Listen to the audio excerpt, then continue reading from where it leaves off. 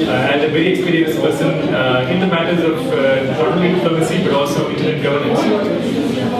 So he'll be talking to us about the linkages and connections between internet governance and diplomacy. Over to Nick.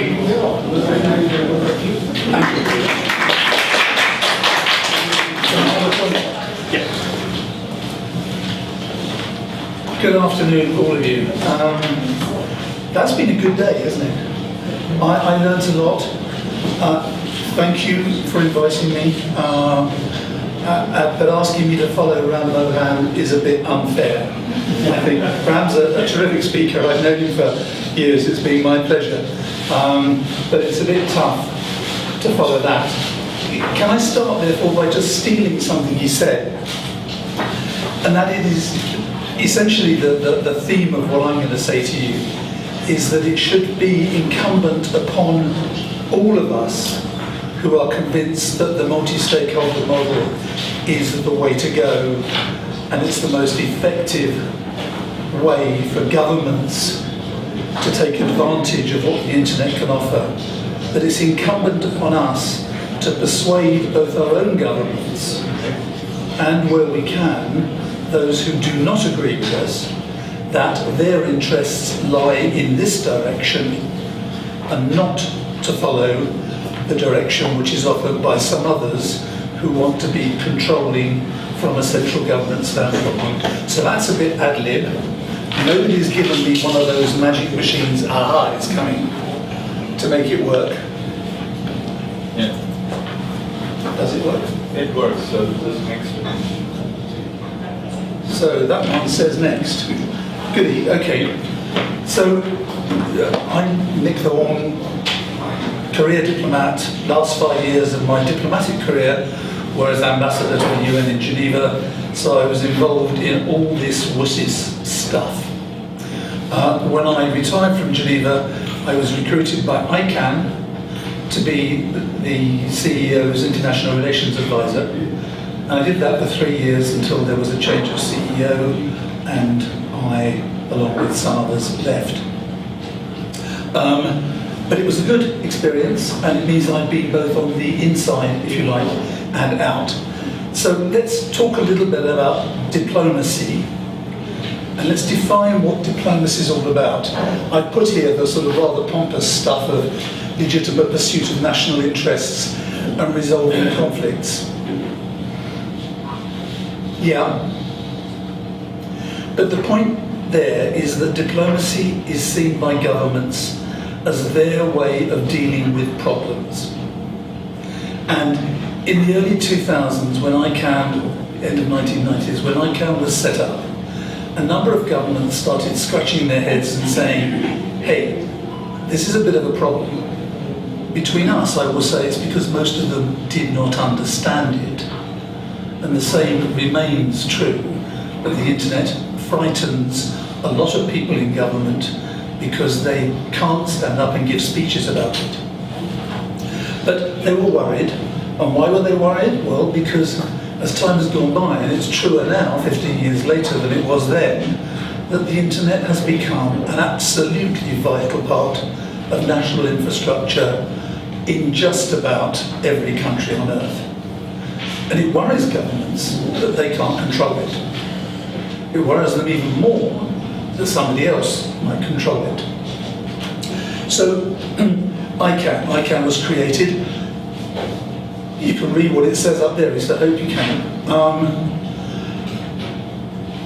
Governments were mostly worried about the business of whether or not they had control. It's all about control. Several speakers have said that today. Absolutely right. The GAC, the Government Advisory Committee, second word, advisory. That's the problem, and that was and probably remains the problem for a significant number of countries.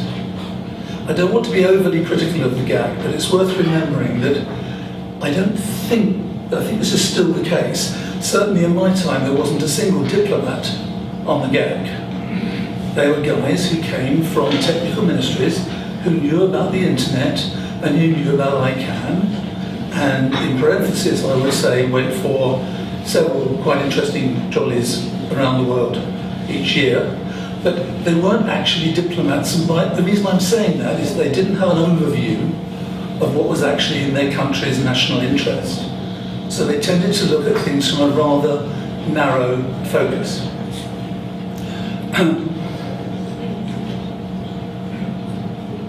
The other thing which you can't ignore is that in the early 2000s and leading up to the WSIS summit meeting in 2005, the major consideration was the perception of US control. The term of art was hegemony.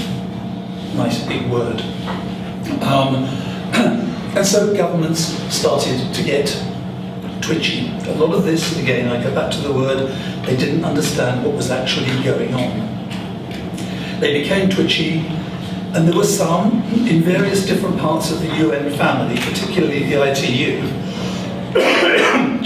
excuse me, who were actually getting a bit worried about their own role in all of this communications stuff. We've heard earlier today that the role of the ITU in regulating telecoms, telexes, satellites, etc. I won't go into detail on that, but there was a financial element as well. In the good old days, when everything went via telephone lines, and I use a very simple analogy here, if you telephone from London to South Africa, your telephone call passed over a dozen countries, and a deal was done whereby each of those countries over which the message passed would get a small percentage of the revenue involved. This was collected via a mechanism run by the ITU, and it was distributed by the ITU in the form of a check to the National Post and Telecommunications Organisation in a world which was run by governments who controlled their national posts and telephone PTTs. Okay. I won't go any further on that one, but it meant that there was a transfer of funds which dried up. So what various people in the ITU thought was, hey, hang on, here's a new thing, it's the internet, why don't we try and make some money out of that? Very basic stuff, but it was in there as part of the argument. The result was the World Summit of the Information Society. I had some notes here as well. I think I'm covering most of what I had written down. Yeah. So we had WSIS. Part 1, 2003. Interestingly, I arrived as ambassador in, I think it was September 2003 in Geneva. I was told, after I'd been there about a week, hey, there's this summit meeting coming up in 6 weeks' time. And I went, I'm being very honest about the failings of the British government system. I went, what? Because nobody had told me about it. It didn't figure on anybody's agenda in Geneva. It was all being run by a little bunch of people in London who dealt with the internet. And the same was true at that stage for most representatives of other countries. I'm just giving you the difference. Geneva happened, it was a mess. It went on too long, it was very badly organised, it all took place in a shed out by the airport. A few heads of state came, but they were mostly Africans and they were wheeled out by the ITU. That's not a derogatory statement against the Africans. They wanted to come, they saw it as being in their interests to come to a meeting which they had been told was in their interests. Nothing happened. We then started a rather more complex preparatory process, most of which took place in Geneva, and some real work was done in a very, very long-winded UN way to actually prepare for another, entre guillemets, as the French say, summit. Summit means heads of state and that sort of stuff. I think half a dozen came, but it wasn't a summit, it was an intergovernmental meeting. And the meeting in Tunis took place. The process leading up to it, well, a few points here. Multilateral diplomacy, not bilateral stuff. So this was being run on advice from capitals, but mostly by diplomats, like me, sitting in Geneva. And those same ambassadors in Geneva were also their country's representatives to the Human Rights Council and the World Trade Organization and the World Intellectual Property Organization, the World Health Organization. It's a string of alphabet soup. But I mention it simply to give you the idea that this is diplomats with a broad view of where their country's interests lay.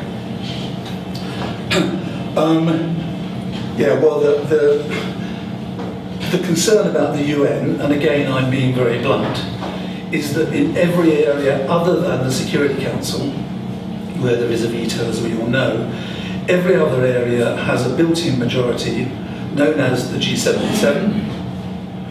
The G77 now numbers, I think, 137, and has China with it. That China always very, very sensibly, from China's point of view, has always said G77 and China.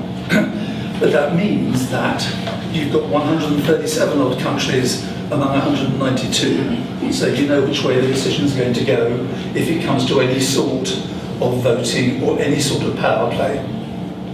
So that's what worries Western countries, that we always lose. The long and complicated process came down to three essential issues: the North-South divide, this US hegemony, and national control of content and access versus freedom of information, human rights, etc., etc. During the preparatory process, civil society, NGOs, for the first time got involved in and were listened to in the debate. Now, Tunis was quite tough.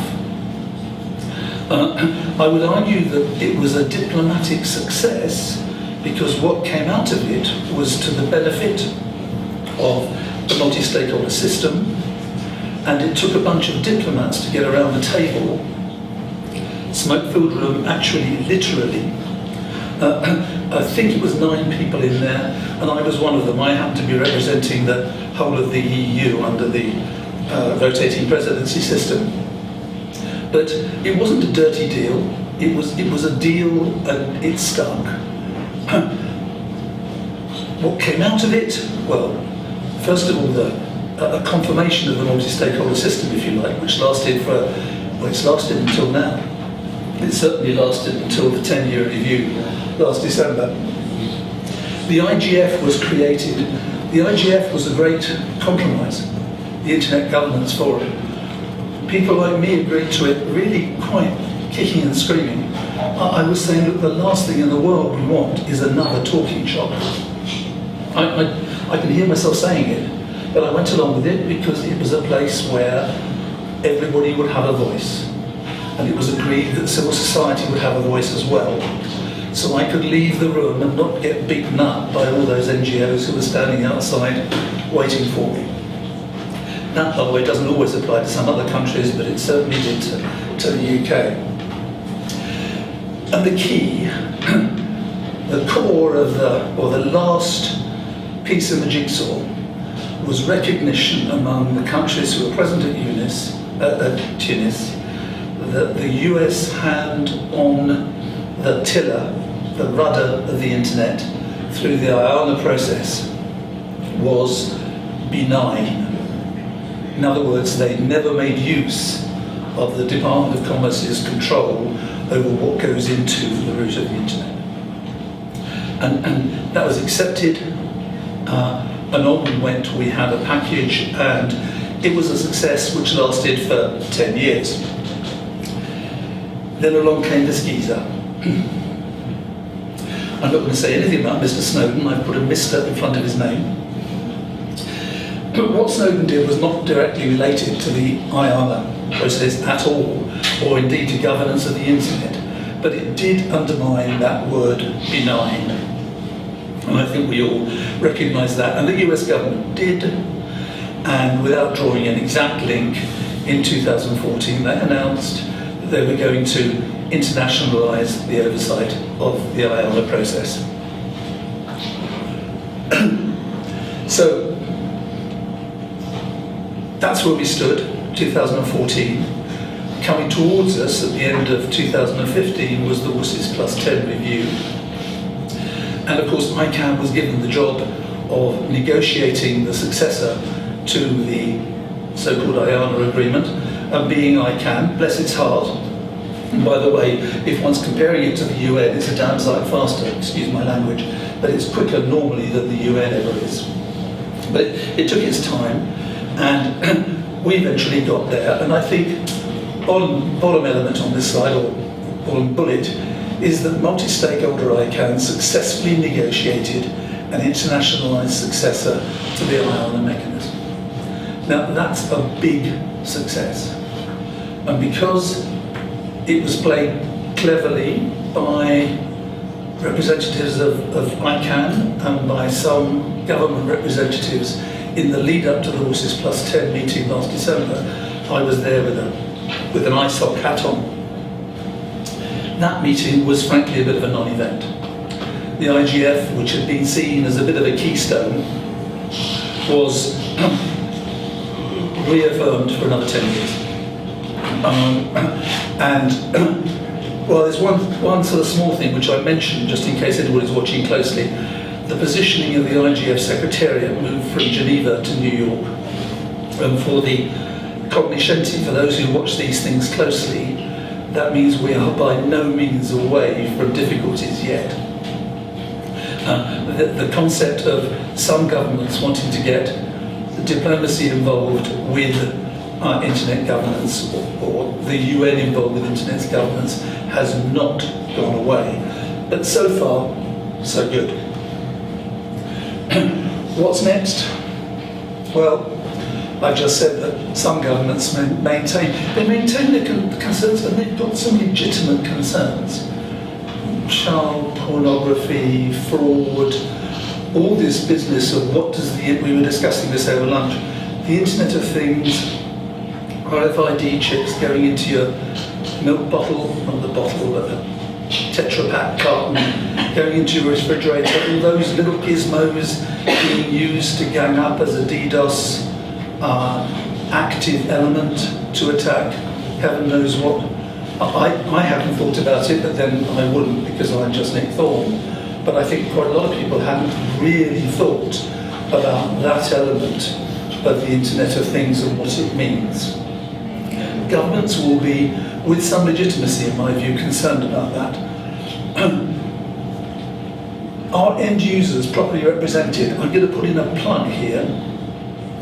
One of the jobs I'm currently doing is reviewing the effectiveness of the at-large system in ICANN. And one of the reasons I'm here is to listen to you lot and pick up ideas on the extent to which you think that the legitimate views of end users are being properly represented in ICANN. So if anybody wants to come and talk to me about that, I'd be delighted to listen to you. But that's a bit of a plug. If Milton can do it with his NC/UC programs and flyers, then I think I can do that for my little job. But it is a legitimate concern from the point of view of civil society. Moving down there, the powers, the concerns that governments have got, and civil society as well, is the power of the large corporations. A huge percentage of internet infrastructure and e-commerce is still US based. Now, to a large degree, they invented it, and that's normal and it's natural, and it's the fault of the rest of us that we haven't caught up. You can quite legitimately argue that. But somebody was asking earlier about where are the root servers? Well, I think we all know the answer to that most of them, not all, but most of them are in the United States. Now, yes, they have all, I think, I'm not a technical person, but I think they've all been mirrored at least once. And certainly I've seen a mirror in Beijing, which is a mirror of the one based in Sweden. And I must admit it was wonderful because it was probably the least protected central internet installation that I've ever been to, because nobody's targeting it in Beijing. It's not at risk, there's not a threat. You go and see a large core internet infrastructure station anywhere else, and it's got lots of barriers around it. But the Beijing experience was a good one. And finally, is the ICANN multi-stakeholder model mature enough for nation states to accept that they no longer need to keep, even in their back pockets, i.e. on reserve, the possibility of going back to the UN to preserve their legitimate national interests?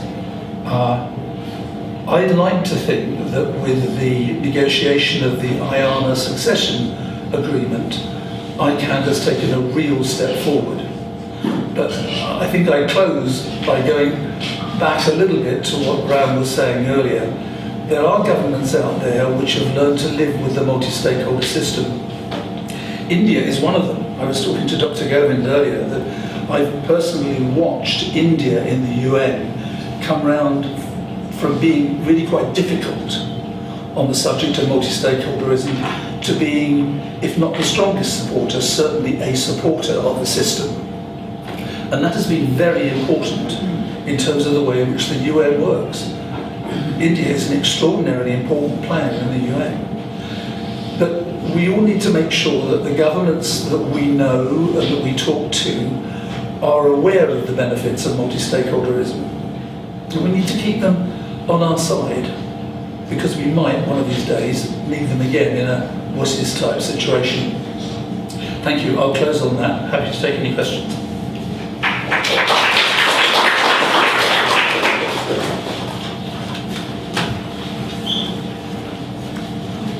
Lady at the back, who's nearest to the microphone. I see, can you hear me? Yes, I can. Yeah, I see that you're not talking about that WCIT meeting in 2012 is happening in Dubai, where I guess out of 140 countries which voted, more than half, around 92 countries voted for ITU taking control. So, I mean, I have looked at countries, what motives they have to go for multilateral versus multi-stakeholder form of governance. And I found that till 2012, there were countries who were, I mean, most of the countries were in favor of multilateral.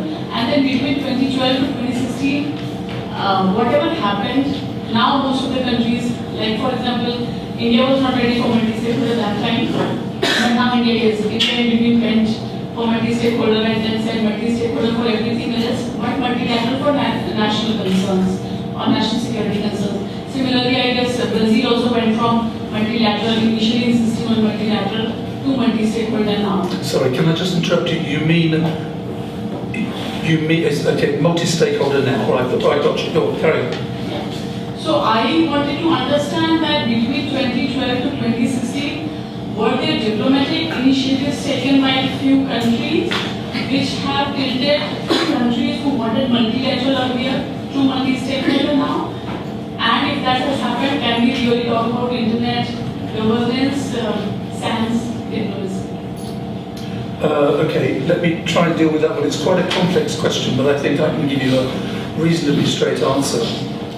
The WCIT, commonly known as WICIT, was a meeting run by the ITU to review the world radio regulations. I may be getting the title wrong, but it was basically it's that group of regulations which have been set up to rule the way in which telephone networks were run.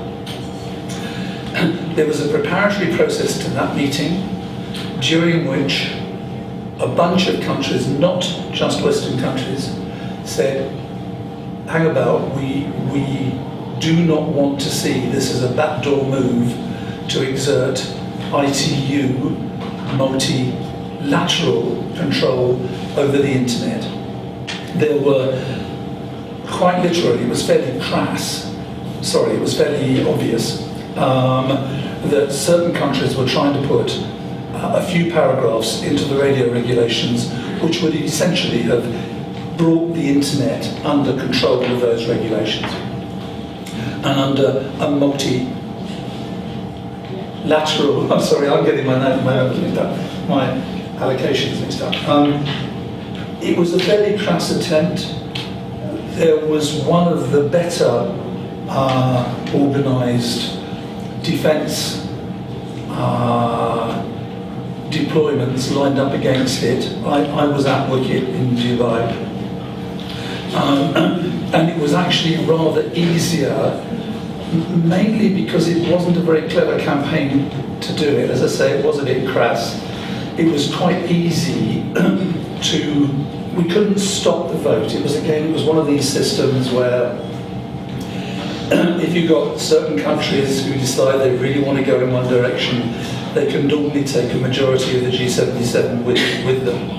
So there was a vote, we couldn't stop the vote, but we did manage to hold the abstentions and the no votes to such a large number that between them they actually outweighed the number of yes votes. So what you got in UN and multilateral terms was, I think what in football you'd call a score draw. Net result, the new regulations were not adopted by anything like enough countries to actually make them implementable.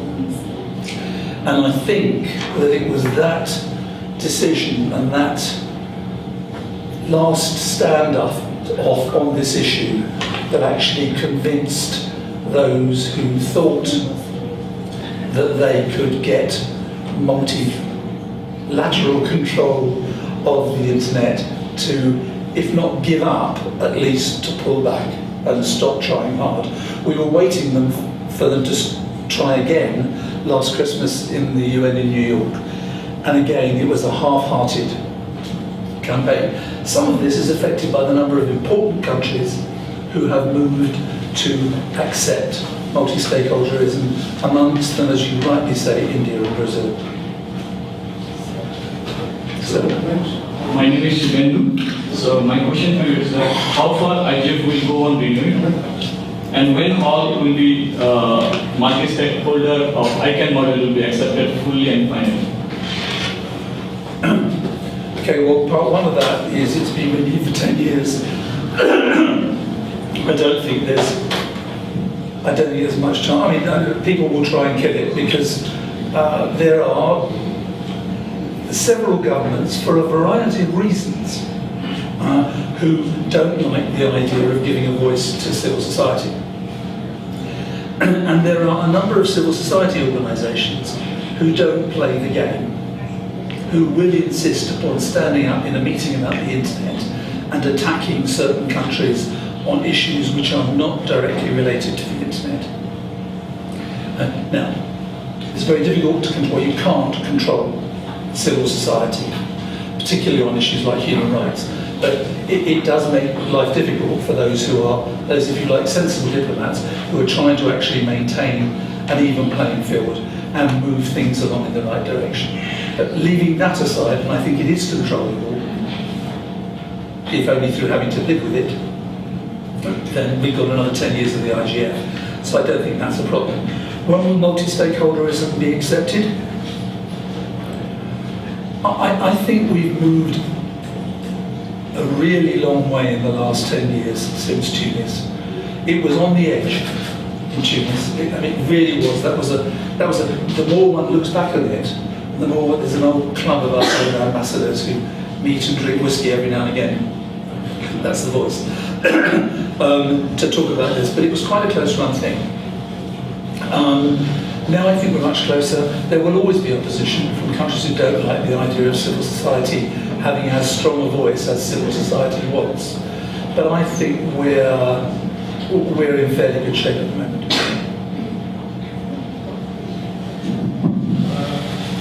Nick, I just want to make a comment on what you said about this 2012 Wicket meeting in Dubai. The 2015 stance of the government of India towards more on multi-stakeholderism. I think one change, I still remember in 2012 when the Dubai declaration was going to be discussed in the ministry. More on the thing that International Telecommunication Regulations, ITR, was in the picture, and the issue was whether T and Internet should be how to redefine the whole paradigm of the ITR things. So there I really clearly remember that the government of India took note of the growing role of the internet and telecommunication. So they are not ready to accept the definition of the telecommunication to treat as the internet kind of thing. That is one aspect. Second is slowdown regulation came in the 2013. That change, and then United States gone to the 2014. The final transition process started. So the government of India reworked on the various regulations and these issues. How to, and the industry pressure was also there. Whether what I talked in the morning session, there were a lot of IT industries and ITS and whole lot of things are there. So how to make a balance? That's what I said. Internet governance, multi-stakeholder has to be seen from the perspective of the country to country kind of thing. So in the overall picture, they realize that we do not go for a multi-stakeholderism, then it will not be going right path with the global internet governance issue. So that's why the minister and all went for the 2015 space. I hope this answers some of the questions. Thank you, Dr. India's position on this really is extremely important. And as an open society where you've got pressures on government, not just from civil society and a state governance system, but also a thriving industry. And this place, look at Hyderabad.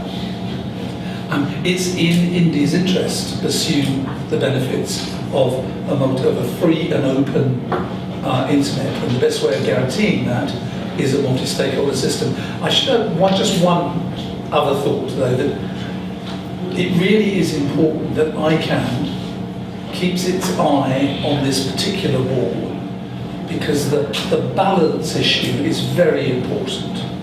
There are those who argue that ICANN, at one stage really quite recently, got close to being taken over by commercial interests as a result of the new GTLD program.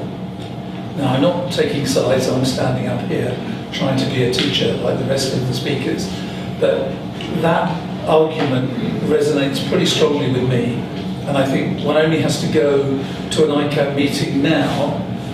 Many of you will be going for the first time, but if you'd gone 10 years ago, you wouldn't, as you will now, find yourself meeting quite so many corporate US lawyers. So. Okay, thanks, Nick. I think it is really interesting to talking about 5G in the diplomacy way. And in my mind, I think interrelationship in the ISOC field are really important to have a discussion with. So I carelessly divided the part of the interrelationship of ISOC field into two parts, and I want to comment whether it's right or not. So I divided into two parts. First is before the IANA transition. Previously, I think the interrelationship between other countries or the global stakeholder community to argue with the US governments. And after the IANA transition today, I think the two things should be balanced. One thing is great power and other countries should balance their responsibility and also their right in the IG field. And another thing is the government's right or the responsibility should be balanced to the other stakeholders. So that's my opinion about the interrelationship or the diplomacy in the IG field. So I want to listen for the comments. Thank you. Okay, broadly, I don't know whether you can say before and after the transition in quite such clear terms, but certainly from now on, with the transition, there will be a large number of countries, and indeed other groups, but countries in particular, governments in particular, who will be looking very closely at what happens to make sure that it can be made to work. Now, ICANN, rather like the UN, is quite good at reaching agreements which have a few too many sharp elbows and long legs, and the compromises don't necessarily fit into a convenient box. And there are some little bits on the I'm trying to phrase this carefully. There are some little sharp edges, if you like, on the agreements that have been reached within ICANN. And they'll have to be, I hope, smoothed out as time goes by. So people will be watching closely. Second point I would make is that, going back to Mohan's point, it is incumbent upon all those involved in the ICANN process to make sure that they take governments and the government voice seriously. Now, the GAC is only advisory. In the early years, there were many in ICANN who I would suggest had found it really quite convenient to have a weak and not very effective government advisory committee. The GAC's got much better in recent years under good leadership. It's got good leadership now, but it's important that it is taken seriously. Otherwise, the governments represented on the GAC will start becoming unhappy, and that's not in anybody's interest. Renata, from Brazil. Oh, sorry. I should probably add too, I am part of the group, the multistakeholder advisory group in IGF. And I wanted to hear more about your point on what are in relationship to the IGF. This is the first time IGF has 40% of the workshops approved by other developing countries. And this is also the first time that we have a main session on human rights. So, given the history you presented of WSIS and also the recent WSIS review, WSIS forum, and the MAD meeting in July, which addressed freedom of protest in the IGF, and in Brazil also we had the first time the IGF, where you had protesters detained due to a protest against the free basics of Facebook.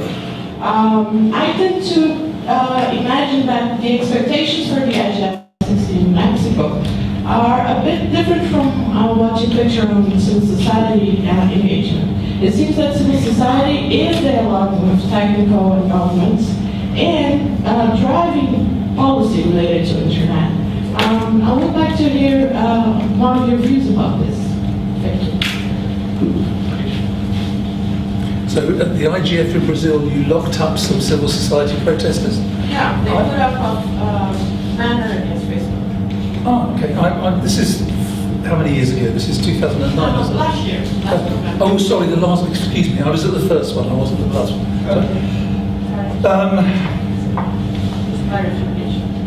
Well, the whole purpose of creating the IGF in the first place, back to Tunis in 2005, was to give all stakeholders an opportunity to voice their concerns. So I don't have a problem with any stakeholder voicing its concern. I think that, being a boring old diplomat that I am, I like to think that people can exercise their rights with a certain responsibility to make sure that they don't put another stakeholder in a situation where it's almost impossible for that stakeholder to stay in the room.